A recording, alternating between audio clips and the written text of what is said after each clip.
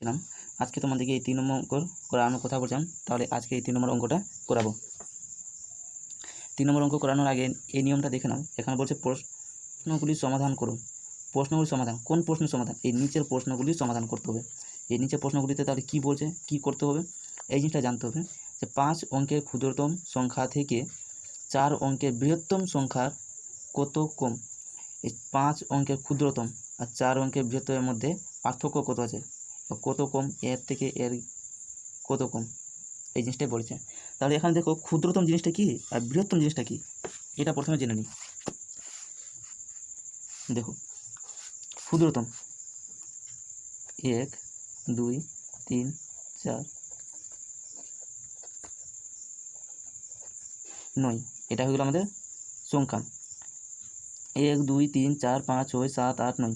এবার বলো তো এদের মধ্যে সবথেকে বড় কোনটা? বড় মানে বৃহত্তম, বড় মানে বৃহত্তম। এর আগে যে অঙ্কটাতে করেছিলাম যে ক্ষুদ্রতম আর বৃহত্তমের পার্থক্য, ঠিক তেমনটাই এখানে আছে। বৃহত্তম মানে 9 আর ক্ষুদ্রতম মানে ছোট। ছোট কোনটা আছে? 1, সবচেয়ে ছোট 1 তো, তাহলে হলো 1।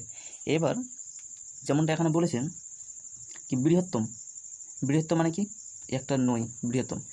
এখন বলছে 4 অঙ্কের বৃহত্তম মানে 4টা 9, 4টা 9। যদি বলতো 5 অঙ্কের বৃহত্তম তাহলে 5টা 9।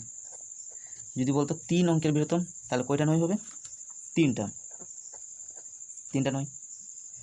এইবার এই বৃহত্তমের অঙ্কটাতে আমরা বুঝে গেলাম। এবার ক্ষুদ্রতম, ক্ষুদ্রতমটা একটু নিয়মটা আলাদা। দেখো ক্ষুদ্রতম বলতে 1 অঙ্কের ক্ষুদ্রতম 1, 2 অঙ্কের ক্ষুদ্রতম এইভাবে হবে না, 2 অঙ্কের ক্ষুদ্রতম 1 আর একটা 0। এই শূন্যটা কেন আসলো?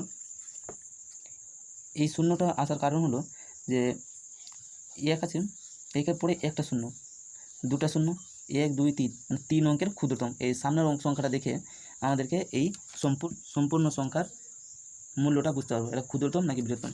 যদি বলতো যে এখন বলেছে 5 অঙ্কের ক্ষুদ্রতম, তাহলে একটা 1 আর 4টা 0, 1 2 3 4 5, 5 অঙ্কের ক্ষুদ্রতম হয়ে গেলো। এবার যদি বলছে 4 অঙ্কের ক্ষুদ্রতম, একটা 1 আর 4-এর মধ্যে একটা 1 চলে আসলো, তো 3টা 0, 1 2 3 4 4 হয়ে গেলো। এইভাবে বলেছে কি ক্ষুদ্রতম এবং বৃহত্তমের মধ্যে কত কম। তো কোন নম্বর প্রশ্ন বলেছে 5 অঙ্কের ক্ষুদ্রতম, তাহলে একটা 1 আর 4টা 0। এবার বলেছে 4 অঙ্কের বৃহত্তম মানে 4টা 9, একটা 9 2টা 9 3টা 9 4টা 9। এবার বলছে কত কম, এর থেকে এই কত কম, তাহলে মাইনাস করে নিই। 0 আছে 1 ধার নিলাম, তো 10, 10 থেকে 9 বাদ 1, 1 দিলাম 10, আবার 1 ধার নিলাম 10, 10 থেকে 10 বাদ 0, আবার একই নিয়ম 0 0। তাহলে আমাদের কত উত্তর হলো 1। মানে অতএব দিলে, অতএব দিয়ে কত সংখ্যা কম, 1 সংখ্যা কম হয়ে গেল। এইভাবেই এই খ নম্বরটা করাই। এখন বলছে 7 অঙ্কের ক্ষুদ্রতম, 7 অঙ্কের ক্ষুদ্রতম মানে একটা 1 আর 6টা 0, 1 2 3 4 5 6 7, এইভাবে করে তোমরা গুনে নেবে যদি না পারো তো। তাহলে আবার বলেছিলাম 4 অঙ্কের বৃহত্তম, 4টা 9, 1 2 3 4, এই 4 দিলাম, আবার কী করতে হবে মাইনাস, আবার 1 ধার নিলাম 10, 10 থেকে 9 বাদ 1, 1 ধার দিলাম 10, 10 আবার 1 ধার নিলাম 10, 10 থেকে 10 বাদ 0, 1 নিয়ম 0, 1 নিয়ম 0, আর এখানে 1 ধার দিয়েছিলাম যে এই ধারটা চলে আসলো 1, আবার এখানে ধার নিলাম 10, 10 থেকে 1 বাদ 9, আবার দিলাম 9। এটা হলো আমাদের উত্তর। তাহলে কত অবধি আবার লিখি 99,000,001 সংখ্যা কম কম। এইভাবে করেই তোমরা করবা। এরপরে তোমাদেরকে 3 নম্বরটা, এই 1 নম্বরটা করে বলছে 3 অঙ্কের বৃহত্তম সংখ্যার সঙ্গে কত যোগ করলে 4 অঙ্কের ক্ষুদ্রতম সংখ্যা হবে, 4 অঙ্কের ক্ষুদ্রতম সংখ্যা পাবে। এবার দেখুন বলেছে 3 অঙ্কের বৃহত্তম সংখ্যার থেকে কত যোগ করলে 4 অঙ্কের ক্ষুদ্রতম হবে।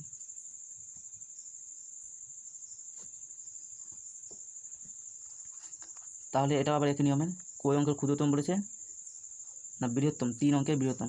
তাহলে বৃহত্তমটা আবার লিখি, বৃহত্তম 3 অঙ্কের বৃহত্তম, 3 অঙ্কের বৃহত্তম লিখলাম 1 2 3 3টা 9। এবার কত বলেছে কত যোগ করলে 4 অঙ্কের ক্ষুদ্রতম হবে। 4 অঙ্কের ক্ষুদ্রতম মানে একটা 1 আর 3টা 0, 1 2 3 4, 4টা হলো। এবার দেখো আমরা বিয়োগ করার অথবা যোগ করার নিয়ম জানি যে ছোটো সবসময় নিচে থাকে আর বড়গুলো উপরে থাকে। তাহলে কিন্তু এটা আমাদের এভাবে হবে না, আমাদের এটা উপরে করতে হবে। এটা হলো উপরে আর 9গুলো নিচে। এবার বলেছে কত যোগ করলে, মাইনাস 9, 1 ধার নিলাম 10, 10 থেকে 9 বাদ 1, আবার একদম 10, 10 থেকে 10 বাদ 0 আর 0, তার কত হলো 1। অতএব এর সঙ্গে কত যোগ করলে 4 অঙ্কে ক্ষুদ্রতম হবে, 1 যোগ করলে 4 অঙ্কের ক্ষুদ্রতম হবে। এইভাবে করে তোমাদেরকে সমস্ত অঙ্কগুলো করতে হবে। এখানে কয়েকটা বলে দেওয়া আছে, এইভাবে করে তোমাদেরকে করতে হবে। তাহলে আজকের ভিডিওটা এখানেই শেষ করি। আর তোমাদের যদি ভিডিওটা ভালো লেগে থাকে তাহলে তোমরা সাবস্ক্রাইব এবং শেয়ার লাইক সমস্ত করে নিও। এরপরে তোমাদেরকে এই জটিল যোগটা করাবো।